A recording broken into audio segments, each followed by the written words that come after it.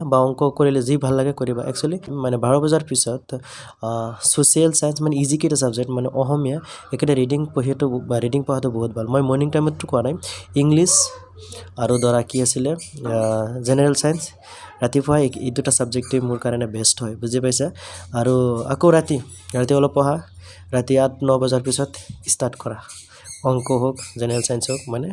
অংক কৰিবলৈ ষ্টাৰ্ট কৰা অংকটো মানে যদি তোমালোকৰ অংকত বেছি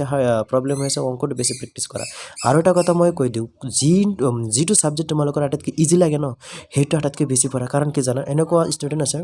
মানে ছেকেণ্ড ডিভিজন পালেও লেটাৰ মাৰ্ক পায় আৰু এটা কথা জানা লেটাৰ মাৰ্কৰ বহুত নাম হয় বুজি পাইছা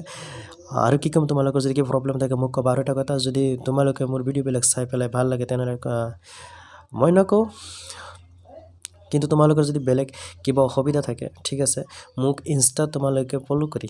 তোমালোকৰ কথা ফ'ল' কৰিলে ভাল লাগিব তাত ফ'ল' কৰি পেলাই